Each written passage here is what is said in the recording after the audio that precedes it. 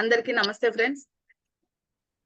ముందుగా బ్రహ్మర్షి పితామహ పత్రిజీ గారికి, వంశీ మాస్టర్ గారికి, ప్రవీణ మేడం గారికి నా ఆత్మ ప్రణామాలు. మన కర్మ బుక్ రచయిత అయిన టార్కం సెరడారియన్ గారికి నా ఆత్మ ప్రణామాలు. అలాగే ఈ జ్ఞానాన్ని వినడానికి వచ్చిన మాస్టర్స్ అందరికీ కూడా నా కృతజ్ఞతలు ఫ్రెండ్స్. మనం ఈరోజు క్వశ్చన్ అండ్ ఆన్సర్స్ గురించి తెలుసుకోబోతున్నామండి. ప్రశ్న: సూక్ష్మ లోకాలలో కర్మ సృష్టించబడదని చెప్పారు కదా, ఇది ప్రశ్న మేడం. జవాబు: అది నిజం. ఇతర లోకాలు ఎక్కువ మందికి పరిణామ ప్రపంచం. ఎవరైనా ఎరుకతో ఉంటే తప్ప ఇతర లోకాల్లో కారణాలు సృష్టించబడవు. అంటే అక్కడ ఎరుకు ఉండాల, అక్కడ ఎరుకుంటే కానీ ఏ కారణాలు ఇవన్నీ సృష్టించలేరు. ఊరికనే అన్ని జరిగిపోవు. ఇంకొంచెం అది నిజం. ఇతర లోకాలు ఎక్కువ మందికి పరిణామ ప్రపంచం. ఎక్కువ మందికి అంటే ఎలాంటి వాళ్లకు పరిణామం చెందుతారు అంటే ఇంకా పై తలాల్లో కూడా జ్ఞానం కావాలి అనుకున్న వాళ్ళు. ఒక్క నిమిషం.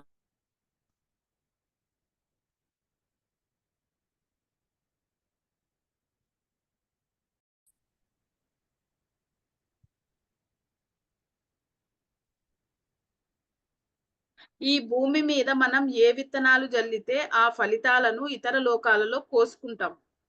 కానీ ఒక ఎరుక కలిగిన చైతన్యం ఇతర లోకాలలో పని చేస్తున్నప్పుడు అతను కారణాలు సృష్టించవచ్చు. అంటే ఇక్కడ ఇక్కడ విత్తనాలు వేస్తే ఫలితాలు అక్కడ చూస్తున్నాం. అంటే వాటి యొక్క ఫలితాలు ఎలా ఉంటాయి అనేది మనం గమనిస్తాం. ఆకాశం అంటే ఆకాశిక రికార్డులోకి వెళ్ళి, ఫ్యూచర్ లోకి వెళ్ళి.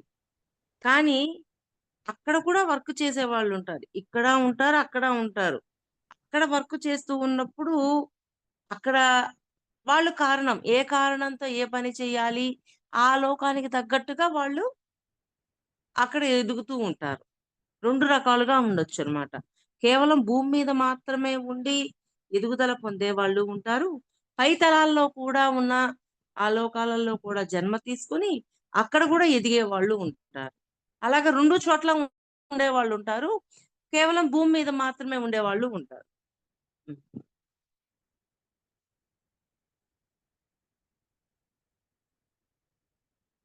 చదువు మరి.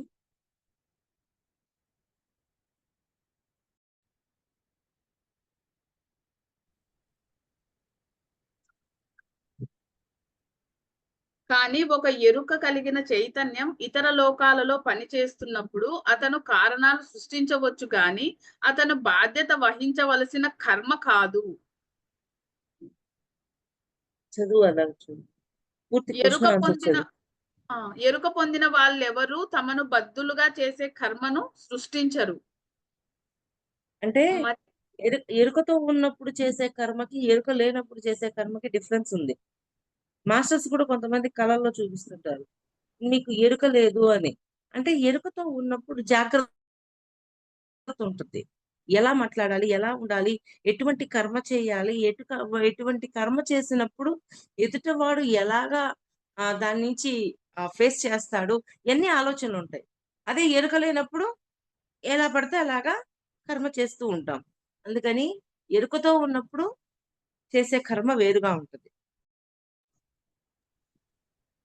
రెండు రకాల కారణాలు, రెండు రకాల పరిణామాలు ఉన్నాయి. ఒక కారణం కర్మను సృష్టించదు, కానీ రెండవది కర్మను సృష్టిస్తుంది. మీరు మీ జీవితాన్ని ఇతరుల కోసం త్యాగం చేసినప్పుడు కర్మ సృష్టించరు, మీరు యుక్తమైన పరిణామాన్ని సృష్టిస్తారు. అంటే జీవితాన్ని మళ్ళీ చదువు ఫస్ట్ పాయింట్.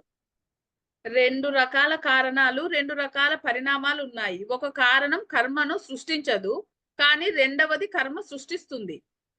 మీరు మీ జీవితాన్ని ఇతరుల కోసం త్యాగం చేసినప్పుడు కర్మ సృష్టించరు.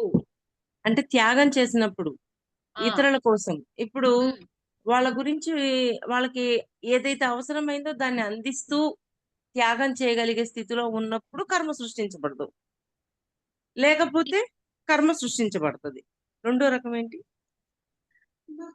రెండో రకం కర్మ సృష్టి, కానీ రెండవది కర్మ సృష్టిస్తుంది. ఏందంటే మీ జీవితాన్ని ఇతరుల కోసం త్యాగం చేసినప్పుడు మాత్రం కర్మ సృష్టిస్తుంది.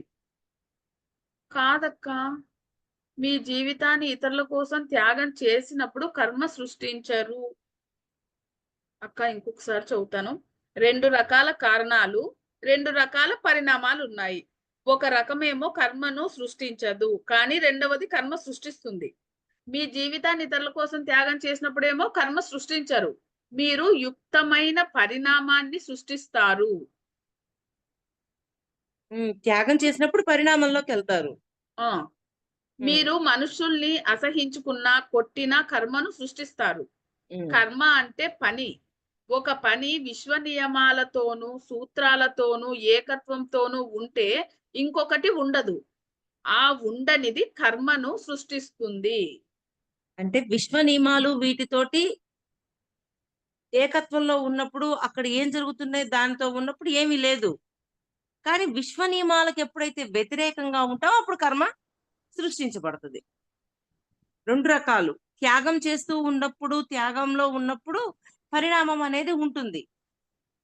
ఇలా కాకుండా విమర్శిస్తూ అంటే ఎదుటివాడి మీద విమర్శ, వ్యతిరేకత ఇవన్నీ ఉన్నప్పుడు కర్మ సృష్టించబడుతుంది.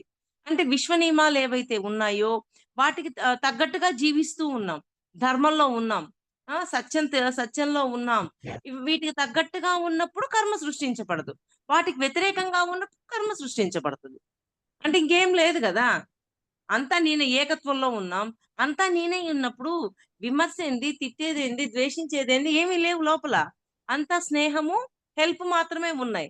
అందువల్ల అక్కడ మన లోపల కర్మ సృష్టించబడదు. కర్మ అంటే అనవసరమైన మాటలు, అనవసరమైనవి ఏమి సృష్టించబడవు. దాంతో ఈక్వల్ గా ఉంటాం. కానీ ఎప్పుడైతే దానికి వ్యతిరేకంగా ఉంటామో, విశ్వ నియమాలకు వ్యతిరేకంగా ఉంటామో, అధర్మంలో ఉంటామో, హింసలో ఉంటామో, ఇవన్నీ చేసేటప్పుడు కర్మ ఆటోమేటిక్ గా సృష్టించబడుతుంది. ఏమని కర్మ సృష్టించబడేది?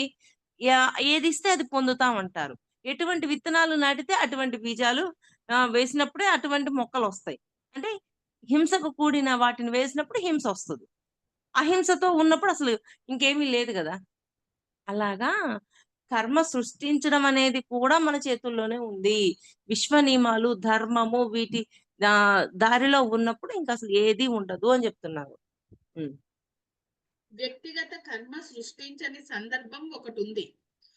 ఒక మహోన్నతుడు ఒక ప్రత్యేక కార్యం కోసం ముందుకు తోసినప్పుడు, అంటే తిట్టడం, కొట్టడం, అది సంభవిస్తుంది. ఆ తోసిన దాని వల్ల ఏది జరిగినా అది అతని కర్మగా నమోదు చెయ్యబడదు.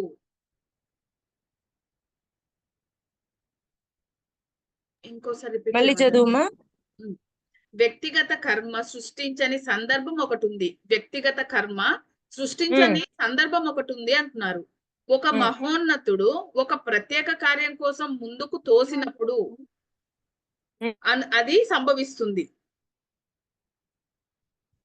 ఆ తోసిన దాని వల్ల ఏది జరిగినా అది అతని కర్మగా నమోదు చెయ్యబడదు. ఒకసారి మళ్ళీ చదువుతాను.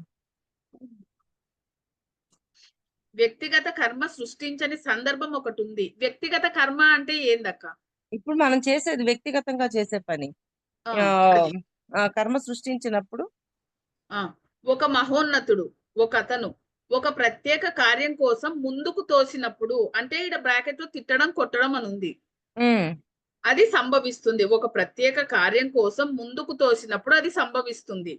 అంతే కదా. ఇప్పుడు విమర్శించటం, దూషించటం, ఎదుటివాడు అలా ఉన్నాడు, ఇలా ఉన్నాడు, ఇవన్నీ మాట్లాడడంతో కర్మ సృష్టించబడుతుంది. అసలు వాడు నేను ఒకటే అని ఏకత్వంలో ఉన్నప్పుడు ఈ మాటలన్నీ ఎందుకుంటాయి? ధర్మంలో ఉన్నప్పుడు ఎందుకుంటాయి? ఉండవు కదా. అక్కడ కర్మ అనేది సృష్టించబడదు కదా. ఆ పాయింట్ బాగా అర్థం చేసుకోండి మాస్టర్స్. కర్మ ఎటువంటి పరిస్థితుల్లో సృష్టించబడుతుంది అనేది చెప్తున్నారు. ఎప్పుడైతే వాడిని విమర్శిస్తున్నాం, దూషిస్తున్నాం, అన్ని చేస్తున్నాం అన్నప్పుడు ఏమవుతుంది? మన హెల్త్ ఇష్యూ వస్తుందా? వాడి మీద కోపం ద్వేషంగా మారిపోయిందా లేదా? అప్పుడు ఏమవుతుంది? మనకి హెల్త్ బాగలేకపోవడం ఇవన్నీ వస్తున్నాయా లేదా? అంటే అప్పుడు కర్మ సృష్టించడం వల్లే కదా మనకి హెల్త్ ఇష్యూ కూడా వచ్చింది. ఆ తోసిన దాని వల్ల ఏది జరిగినా అది అతని కర్మగా నమోదు చెయ్యబడదు. మనుషులు సాధారణంగా కలలాంటి స్థితిలో జీవిస్తారు. వాళ్లకు తమ ఇష్ట ప్రకారం జీవించే స్వేచ్ఛ, ఇచ్ఛ లేదు. అంతే. ఎందుకంటే వాళ్ళ చర్యలకు కారణాలు భౌతిక తలంపై వాళ్ళ జీవితం ద్వారా ఉద్భవిస్తాయి. మళ్ళీ చదువు పై లైన్ ఈ లైన్. మనుషులు సాధారణంగా కలల లాంటి స్థితిలో జీవిస్తారు. వాళ్లకు తమ ఇష్ట ప్రకారం జీవించే స్వేచ్ఛ, ఇచ్ఛ లేదు. ఎందుకంటే వాళ్ళ చర్యలకు కారణాలు భౌతిక తలంపై వాళ్ళ జీవితం ద్వారా ఉద్భవిస్తాయి. అంటే వాళ్ళు ఉండేదాన్ని బట్టి కొత్తగా వస్తాయి చర్యలు.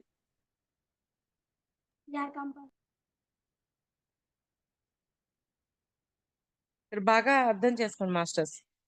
కర్మను సృష్టించటానికి కారణం కూడా మనమే. ఎప్పుడైతే మనం త్యాగం అనే విషయంలో ఉంటామో మన లోపల పరిణామం అనేది జరుగుద్ది. కానీ విమర్శించడం ఇవన్నీ ఎప్పుడైతే చేస్తూ ఉంటామో అప్పుడు కర్మని సృష్టించడం అనేది మనం చేస్తాం. అంటే ఎంది విమర్శ, ఎదుటోడు అలాగున్నాడు, ఇలా ఉన్నాడు, ఏంటి అది ఇది అని ఎన్ని రకాలుగా మాట్లాడుతూనే ఉంటాం. వాడు ఎలా ఉన్నా కానీ వాళ్ళని అలాగే యాక్సెప్ట్ చేయలేము. యాక్సెప్ట్ చేయగలగాలి. ఎందుకంటే ఆ ఏకత్వంలో ఉన్నవాడు యాక్సెప్ట్ చేయగలుగుతాడు. ఎందుకని? నేను కూడా గతంలో ఇలాగే ఉండి వచ్చాను కదా! ఏదో ఒక రోజు వీళ్ళు మారుతారు. అక్క ఒక 2 నిమిషాలు అక్క ప్లీజ్. పాజ్‌లో పెట్టిపోయితే. ఊహించలేము. అది. హ్మ్. అక్క ఒక 2 నిమిషాలు ప్లీజ్, ఏదైనా ఒక 2 నిమిషాలు నాకు నేను మాట్లాడుతున్నా. అందుకే ఇక పాజ్‌లో పెట్టెళ్ళమంటున్నా.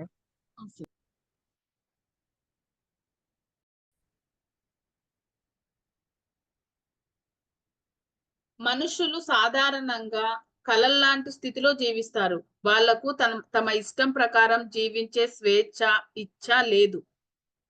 ఎందుకంటే వాళ్ళ చర్యలకు కారణాలు భౌతిక తలంపై వాళ్ళ జీవితం ద్వారా ఉద్భవిస్తాయి. వాళ్ళు తమ కర్మ తీర్చుకోవడానికి తిరిగి జన్మిస్తారు. ఇతర లోకాలలో కర్మ తీర్చబడదు.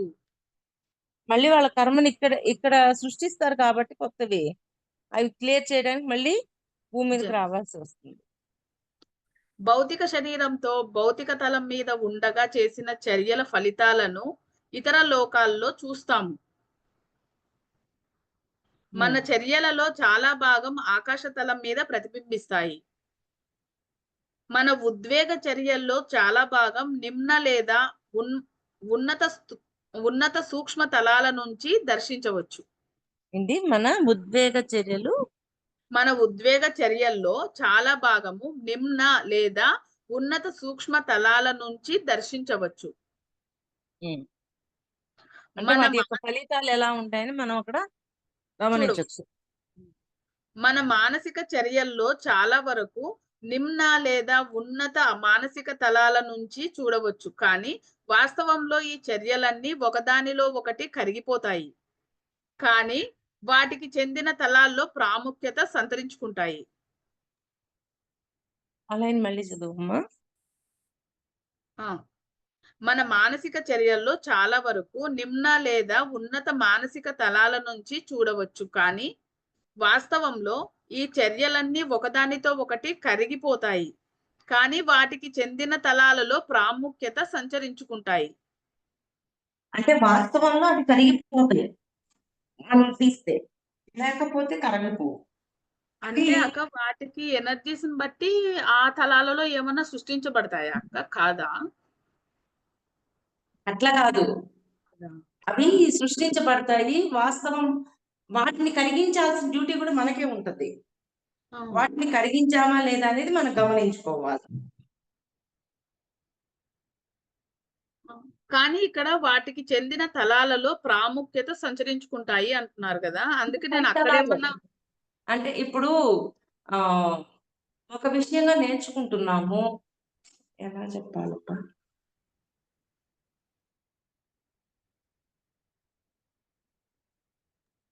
ఒక ఎగ్జాంపుల్ గుర్తు రావట్లేదు, చదువు చెప్తా.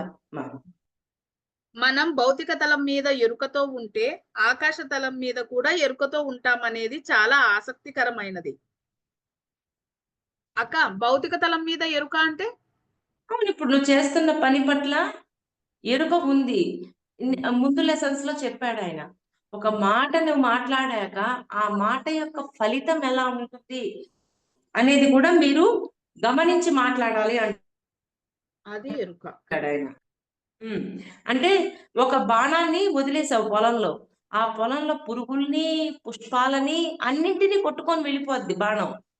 అలాగా మీరు మాట్లాడాక మీ మాటకి ఎదుటవాడు కూడా ఎలా రియాక్ట్ అవుతాడు, వాడి లోపల ఎటువంటి భావాలను సృష్టిస్తుంది అని కూడా గమనించమని చెప్తాడు. ఇంకా ఆ ఎరుక మామూలు ఎరుక కాదు అది. మనం జన్మ తీసుకొని ఇక్కడ ఇక్కడ ఉద్దేశాన్ని కూడా దాటిపోతాం మనం. ఉద్దేశాన్ని గమనించుకోవడం అనేది కూడా దాటి మాట్లాడేటప్పుడే దాని యొక్క ఫలితం ఏ విధంగా ఉంటుందని ఇది వరకు దాకా పని చేస్తున్నాం, పని యొక్క ఫలితం ఎలా ఉంటుందని గమనిస్తాం.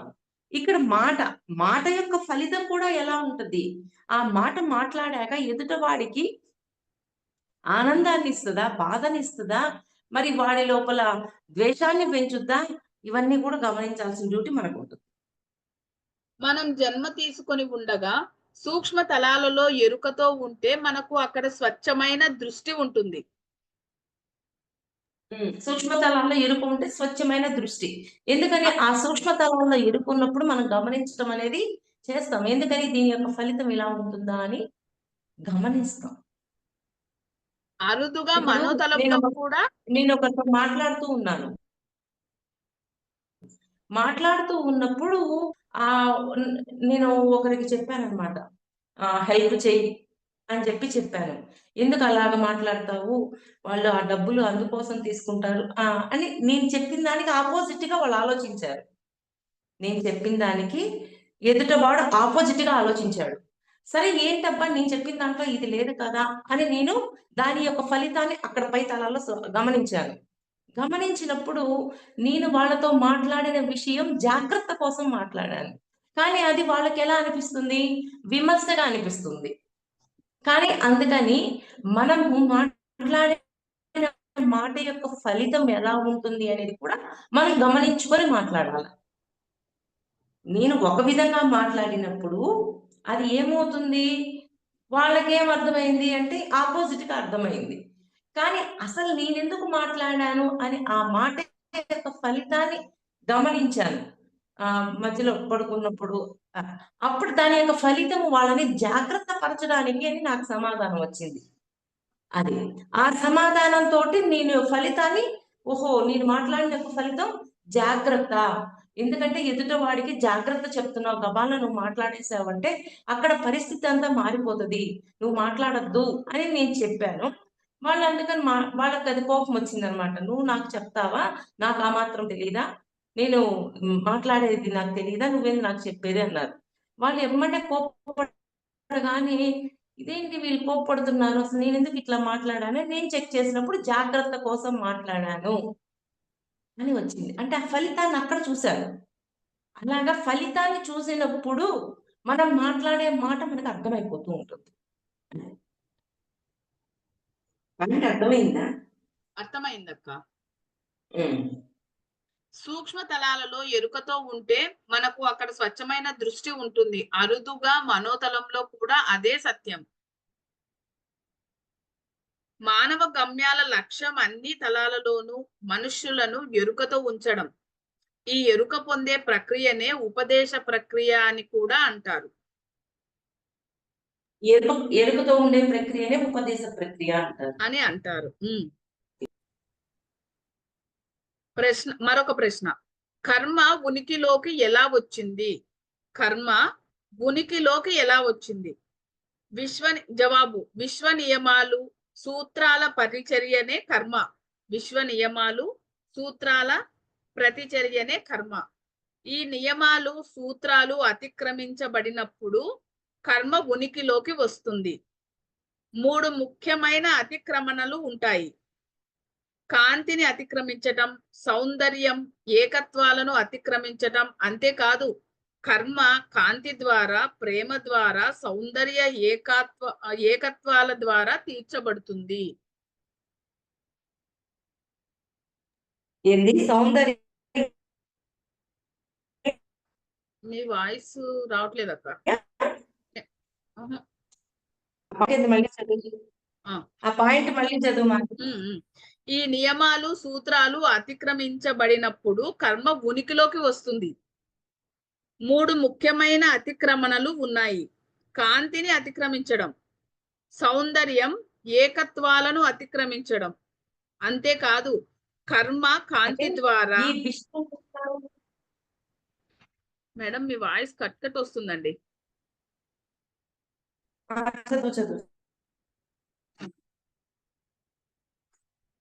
సౌందర్యం, ఏకత్వాలను అతిక్రమించడం. అంతేకాదు కర్మ కాంతి ద్వారా, ప్రేమ ద్వారా, సౌందర్య ఏకత్వాల ద్వారా తీర్చబడుతుంది. మీకు కర్మ తక్కువ ఉంటే ఇతర లోకాలలో మెలకువగా ఉండే క్షణాలు ఎక్కువ ఇవ్వబడతాయి.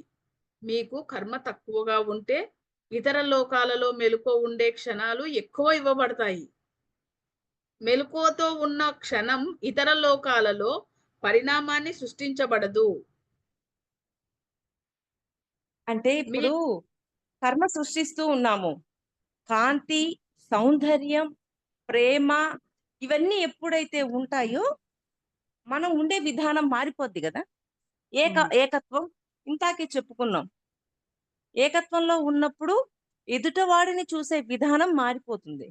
అదే ఏకత్వం మనలో లేనప్పుడు ఎదుటవాడిని తక్కువ చేసి చూస్తాం. వాడు నేను ఒకటే అన్న భావన ఉండదు. లోపల నేను దైవాన్నే, వాళ్ళు దైవమే అన్న భావనే ఉండదు. అటువంటివన్నీ ఈ నియమాలని, ఈ ఏకత్వాన్ని, ఈ కాంతితత్వాన్ని, అంటే మనం దివ్యత్వంలోకి వెళ్ళాలి అని మనం అనుకుంటాం కదా. ఆ దివ్యత్వంలో ఉండడాన్ని ఇవన్నీ చేయకుండా ఉన్నప్పుడు కర్మ సృష్టిస్తాం. ఇక్కడంతా చెప్తుంది ఏంటి అంటే, మీరు ఎప్పుడైతే ఇలా ఉండరో అప్పుడు మీరు కర్మని సృష్టిస్తూ ఉంటారు. ఇలా ఎప్పుడైతే మీరు ఉంటారో కర్మను సృష్టించరు. ఎప్పుడైతే కర్మను సృష్టించకుండా ఉంటామో భూమి మీద, అక్కడ పైతలాలలో ఇంకా ఇంకా పరిణామాన్ని సాధించగలుగుతాము. అంటే ఇక్కడ అనవసర పనులు, అనవసరపు కార్యక్రమాలు, అనవసరమైన వాట్లు ఇవన్నీ ఏమి లేనప్పుడు కర్మ సృష్టించబడదు కదా. మనం రోజు అనవసరపు మాటలు మాట్లాడుతున్నాం, అనవసరపు ఆలోచనలు చేస్తున్నాం. ఈ అనవసరపు మాటలు, అనవసరపు ఆలోచనలు ఏమవుతుంది, ఆలోచన కాస్త మాట అవుతుంది, మాట కాస్త చేత అవుతుంది. అంటే ఇవన్నీ జరగడానికి మూలం ఏంటి? ఆలోచనే కదా. ఈ ఆలోచనే సరి అయిన ఉన్నప్పుడు ధర్మం గురించి, స్నేహం గురించి, సహాయం గురించి, మరి కాంతితత్వం గురించి, ప్రేమతత్వం గురించి ఇవన్నీ ఉన్నప్పుడు ఈ ఆలోచనలు ఉంటాయా?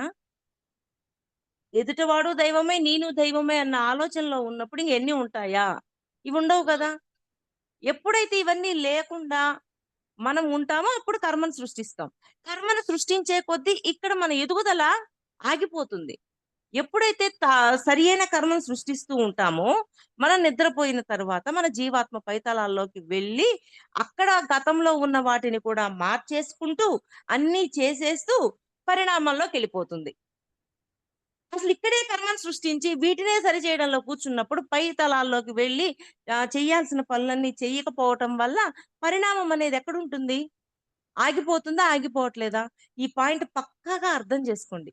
మీరు బాగా లోతుల్లోకి అర్థం చేసుకున్నప్పుడు మీకు ఇంకా పరిణామం అనేది ఎంత ఫాస్ట్ గా పొందొచ్చో మీకు అర్థమైపోద్ది. మీకు కర్మ తక్కువ ఉంటే ఇతర లోకాలలో మెలకువగా ఉండే క్షణాలు ఎక్కువగా ఇవ్వబడతాయి. అంటే అక్కడ అవేర్నెస్ తో ఉంటాం, అక్కడ ఎరుకుతూ ఉంటాం. ఇక్కడ కర్మ తక్కువగా ఉంది. ఎందుకని? అనవసరంగా రోజంతా అంతే కదా.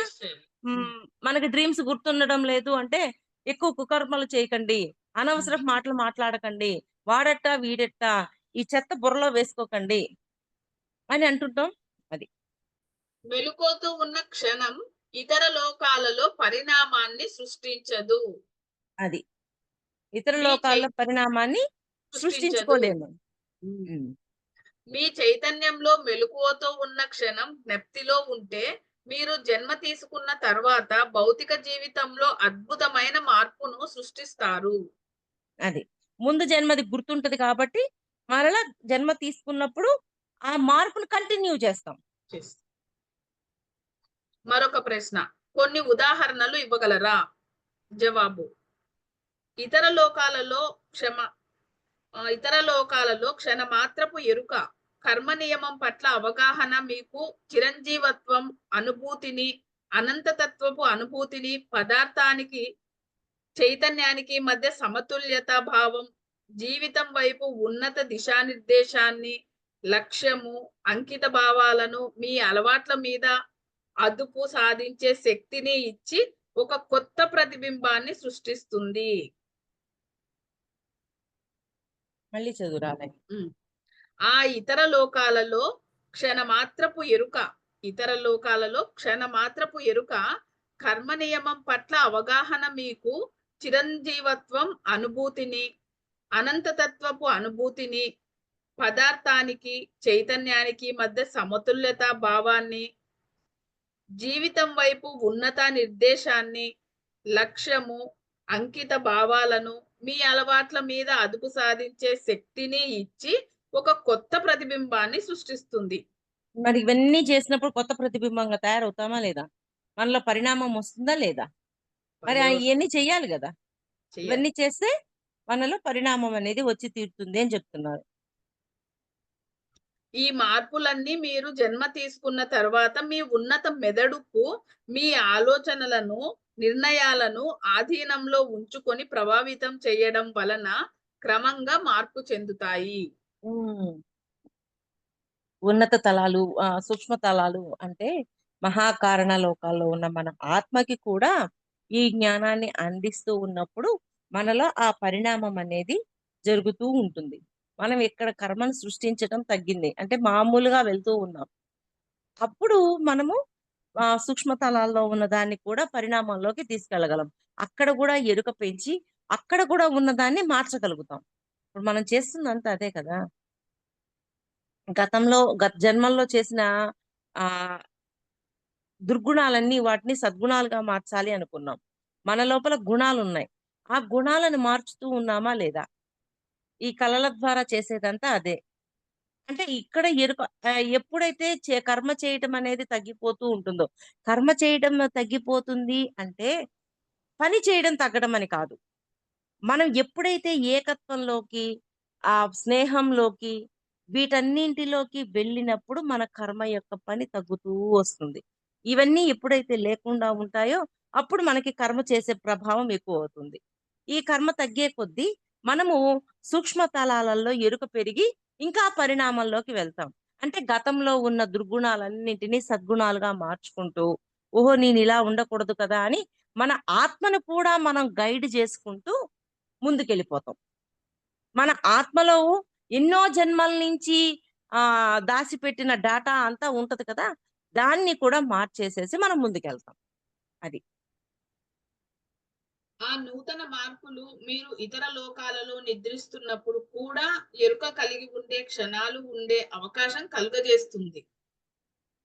అది ధ్యానం కూడా మిమ్మల్ని ఇతర లోకాలలో ఎరుకతో ఉండేందుకు సిద్ధం చేస్తుంది. మీరు శరీరంలో ఉన్నప్పుడు, శరీరం బయట ఉన్నప్పుడు 2 సార్లు కూడా. శరీరంలో ఉన్నప్పుడు, శరీరం బయట ఉన్నప్పుడు, ధ్యానంలోను, మళ్ళీ నిద్రలో. నిద్ర పోయాక మన జీవాత్మ రిలీజ్ అయ్యి వెళ్ళిపోతుంది కదా, అప్పుడు కూడా. మరొక ప్రశ్న, ఇతర లోకాలలో మెలకువతో ఉన్న క్షణాలు మన స్వీయ ప్రతిబింబంలో మార్పుకు కారణమవుతాయా? జవాబు, అవును. అది జన్మతో ఉండగా జరుగుతుంది. అంటే భౌతికంగా ఉన్నప్పుడు అనే అక్క. మళ్ళీ చదువుకోవచ్చు. ఇతర లోకాలలో మెలకువతో ఉన్న క్షణాలు మన స్వీయ ప్రతిబింబంలో మార్పుకు కారణమవుతాయా? జవాబు, అవును అంటున్నారు. అది జన్మతో ఉండగా జరుగుతుంది.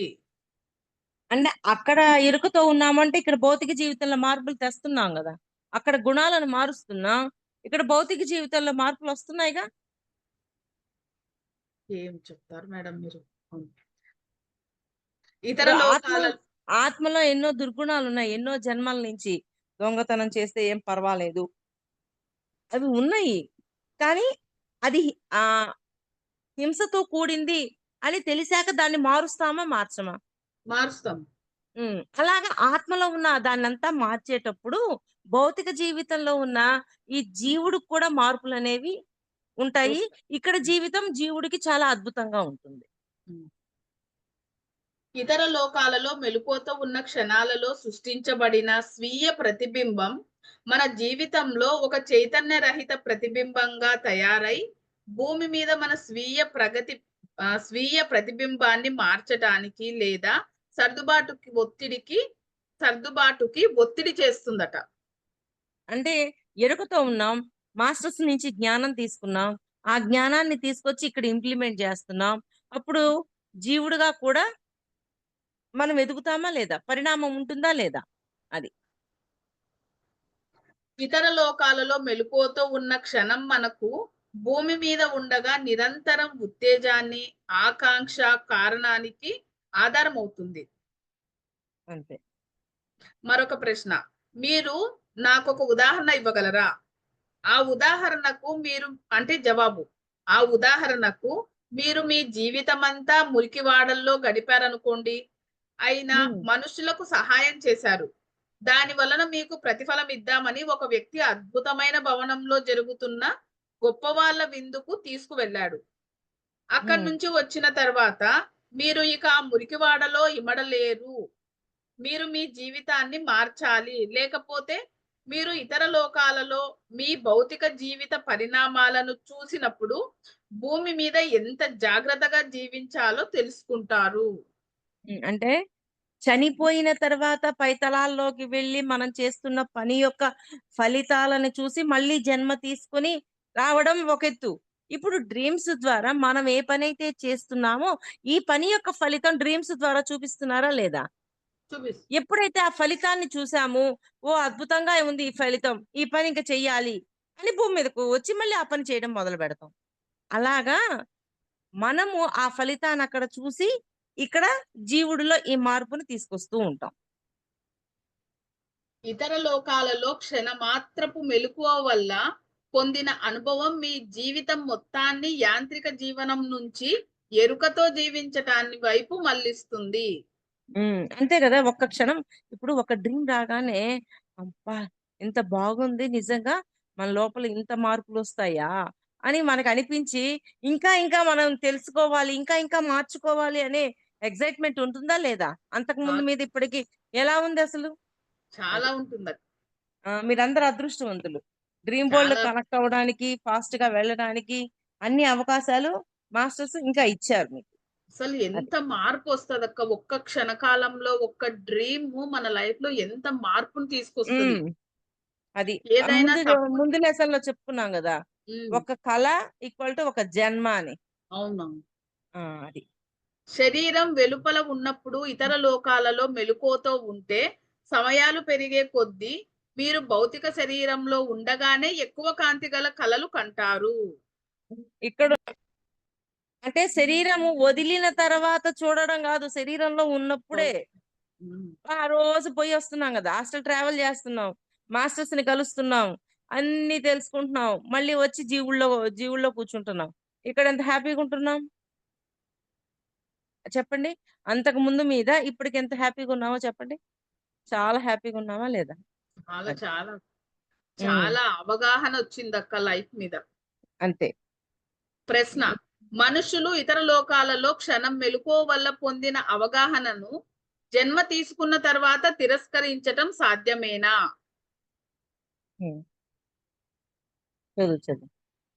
జవాబు, అది నిజమే.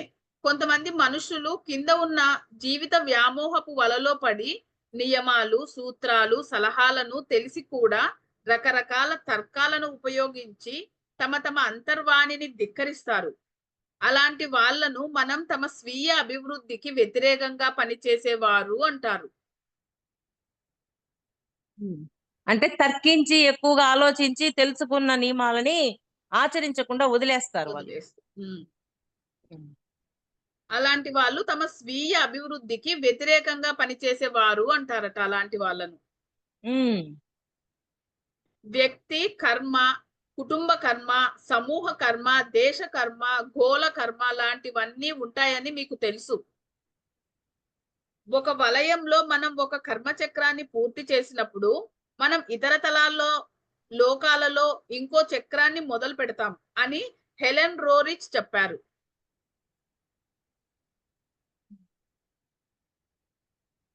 చదువు మొత్తం. మరొక ప్రశ్న, కర్మ సిద్ధాంతాన్ని మనం విశ్వవిద్యాలయాల్లో బోధించాలని మీరు అనుకుంటున్నారా? ఓహో. జవాబు, ఉమ్. అవును. మీరు ఉమ్. చెయ్యగలిగితే రాబోయే శతాబ్దాలలో ప్రాథమిక పాఠశాల, కళాశాలలు, విశ్వవిద్యాలయాల్లో కర్మ సిద్ధాంతం బోధించబడుతుంది. కర్మ అంటే సిద్ధాంతం ఫ్యూచర్ లో కర్మ సిద్ధాంతాన్ని స్కూల్స్ లో చెప్పబోతున్నారు అనమాట. అయితే మనం అందరం టీచర్లు అవ్వబోతున్నాం అయితే. ఉమ్. కర్మ సిద్ధాంతం అనే కొత్త విభాగం కూడా ప్రారంభించబడి అభివృద్ధి చెందిన వ్యక్తుల కర్మ సిద్ధాంతాన్ని వీలైనన్ని ఎక్కువ కోణాల్లో పరిశోధిస్తారు. ఎక్కువ కోణాల్లో పరిశోధిస్తారు. దాని పైలేం చదువు. కర్మ సిద్ధాంతం అనే కొత్త విభాగం కూడా ప్రారంభించబడి అభివృద్ధి చెంది వ్యక్తులు కర్మ సిద్ధాంతాన్ని వీలైనన్ని ఎక్కువ కోణాలలో పరిశోధిస్తారు. మనం చేస్తున్న పని అదే కదా. కర్మ సిద్ధాంతాన్ని ఎన్ని కోణాలలో ఆలోచించాలో అన్ని కోణాలలో ఆలోచిస్తున్నాం. ఆ టార్కం కర్మకు గారు సం- మన కోసమే రాసినట్టున్నారు అయితే. అవును అక్క. ఉమ్. కర్మకు సంబంధించిన ఏ విషయమైనా ఉపదేశాల నుంచి సేకరించి దానిని వివిధ స్థాయిలుగా విభజించి ప్రాథమిక స్థాయి నుంచి కళాశాల స్థాయి వరకు చెప్పగలిగితే ఉపాధ్యాయులకు చాలా ఉపయుక్తం. ఆ విధమైన బోధనాశాలలు 80% నేరాలను ఆపి అందరి మేలు కోసము పనిచేసే నియమంతో సహకరించే ఎరుక పొందుతారు. అది. అంటే అందరికీ మేలు చేసే నియమాల్ని పాటిస్తూ ఉంటారు. అంటే ధర్మాన్ని, దానిలో ఏకత్వాన్ని, వీటన్నింటిని. ఉమ్. దానిలో ఉండబోయే అంశాలు ఏవే ఉన్నాయో చెప్పినారక, పాయింట్స్ ఇచ్చినారు కొన్ని. ఒకటి, ఓకే. కర్మ సిద్ధాంతపు నిర్వచనం. రెండవది, నియమం యొక్క విధి వాస్తవ ఉదాహరణలు. మూడవది, మన జీవితంలో కర్మ తెచ్చే ప్రాముఖ్యత. నాలుగవది, అది నిరపాయకరంగా ఎలా దారితీస్తుంది, అపాయకరంగా నిరపాయకరంగా ఎలా దారితీస్తుంది. ఐదవది, మన స్వయంగా సృష్టించుకున్న సమస్యలు, అవరోధాలను మన మనస్సు నుంచి అది ఎలా తొలగిస్తుంది. అవరోధాలని వాటిని ఎలా తొలగిస్తుంది. ఆరవది, అది మన కర్తవ్యాలు, బాధ్యతలు, నిర్బంధనాల పట్ల లోతైన అవగాహనను పెంచే విధానం. అంటే వీటి ద్వారా లోతైన అవగాహన పెంచుతారు. అసలు మనం భూమి మీద అవగాహన పరిధి పెంచుకుండే కొద్దీ మన పరిణామంలోకి వెళ్తూ ఉంటాం. వీటన్నిటిని తెలుసుకున్నప్పుడు మన అవగాహన పరిధి ఇంకా పెరుగుద్ది అని చెప్తున్నారు. ఆ 5 ఒక్కసారి మళ్ళీ చదువమ్మా. 5, 6. ఇంకా ఉన్నాయి. ఏడవది, అది ఇతరులకు సేవ చేసే తీరు. ఏడవది. ఎనిమిదవది, కర్మ మనల్ని స్వేచ్ఛ వైపు, సేవ వైపు మళ్లించే విధానం. కర్మ సిద్ధాంతాన్ని అవగాహన చేసుకొని వినియోగించుకోగల విధానం. మేడం మొత్తము 23 ఉన్నాయండి. ఓకే, చదువు అయితే. తొమ్మిదవది, మన చైతన్యం యొక్క ఉన్నత స్థితులలోకి కర్మ ఎలా దారి చూపుతుంది. పదవది, అవకాశాలను తోసిపుచ్చటం చీకటి కర్మను సృష్టించే విధానం. 11వది, వ్యక్తి, కుటుంబ, సమూహ, దేశ బంధాలలో కర్మ. 12వది, అంతర్జాతీయ సంబంధాలలో కర్మ. 13వది, కర్మను తప్పించుకోవాలని ప్రయత్నం చేయడం ఎంత విపత్కరమో. 14వది, శక్తితోనూ సైన్యంతోనూ కర్మను ఎదిరించాలనుకోవటం ఎంత దురదృష్టం. 15, చైతన్యాన్ని అభివృద్ధి పరుచుకొని మన కర్మను ఎదుర్కోవటం, కర్మ తీర్చుకోవటానికి సంసిద్ధం అవటం యొక్క ప్రాముఖ్యత. 16వది, కర్మ సూక్ష్మ తలాలు. 17వది కర్మ జన్మ పరంపర. 18వది సమూహ కర్మ. 19 దేశ కర్మ. 20 అంతర్జాతీయ కర్మ. 21 కర్మను పోగొట్టుకోవడంలో స్వీయ సహాయం. 22 మంచి చేయడం కర్మ. 23 కర్మ భయము భయరాహిత్యము. ఈ విధంగా దీనిలో ఇంకో 100 అంశాలు కూడా చేర్చవచ్చు. అంటే ఈ 25 కాదు ఇంకొక 100 అంశాలు కూడా చేర్చొచ్చు అని చెప్తున్నారు. చేర్చవచ్చు. తర్వాత దేవుని భయము పరస్పరం అంగీకారాలు కావు. దేవుని భయము పరస్పరం అంగీకారాలు కావు. దైవం అంటే సంపూర్ణమైన దయా క్షమ. దైవం అంటే ఏంటో చెప్తున్నాడు ముందు. సంపూర్ణమైన దయ క్షమ. దైవం అంటే ఏదో కాదు, దయ క్షమ ఉండడమే దైవం. దైవం ఎవరైతే కలిగి ఉంటారో వాళ్ళు దైవం. ఆయనను చూసి భయపడవలసిన పని లేదు, ఏదీ లేదు. ఒక్కొక్క కర్మ సిద్ధాంతం తప్ప క్రమక్రమంగా మానవ జాతికి కర్మను అధిగమించే విధానం, తమను తాము ఆధ్యాత్మికంగా మలుచుకొని జీవితంలో అత్యున్నత ఏకత్వంలో ఉండటాన్ని నేర్పడానికి కర్మ సిద్ధాంతం సృష్టించబడింది. ఏకత్వాన్ని అర్థం చేసుకోవడం కోసం, ఏకత్వంలో జీవించడం కోసం కర్మ సృష్టించబడింది. ఈ పని అంతా ఏని కోసము? కర్మ సిద్ధాంతం. ఏకత్వాన్ని మన ఏకత్వంలో ఉండడానికి. కర్మ ఇతర లోకాలు చాప్టర్ ఈ రోజుతో కంప్లీట్ అయింది. Okay, recording